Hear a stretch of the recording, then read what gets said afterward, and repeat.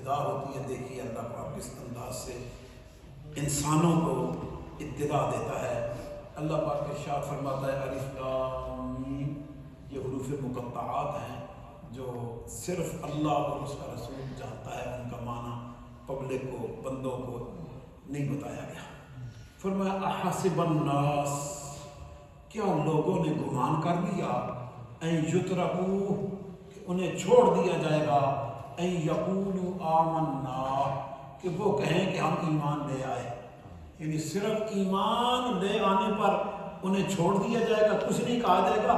اللہ فرماتا ہے وَهُمْ لَا يُفْتَنُونَ، اور انہیں آزمایا نہیں جائے گا. ایمان لانے کے بعد تو امتحان شروع ہوتا ہے. ایمان لانے سے پہلے تو اللہ کی طرف سے دعوت ہی نہیں ہے نا، ایمان لانے کے بعد امتحان شروع ہوتا ہے. اللہ فرماتا ہے کہ انہوں نے یہ کہہ دیا کہ ہم ایمان لے آئے، اب اس کے بعد ان کی کوئی آزمائش نہیں ہوگی، انہیں آزمایا نہیں جائے گا. سنو وَلَقَدْ فَتَنَّا الَّذِينَ مِنْ قَبْلِهِمْ، تحقیق ہم نے آزمایا ان لوگوں کو جو ان سے پہلے تھے. ان سے پہلے لوگوں کا بھی امتحان ہم نے دیا ہوا ہے، انہیں آزمایا ہوا ہے. کیوں آزمائش ہوتی ہے؟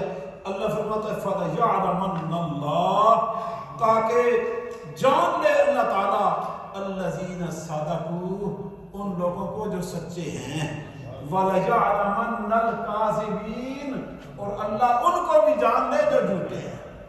یعنی یہ آزمائش سچوں اور جھوٹوں کو جدا جدا کرنے کے لیے آتی ہے کہ سچے سچے ثابت ہو جائیں اور جھوٹے جھوٹے ثابت ہو جائیں.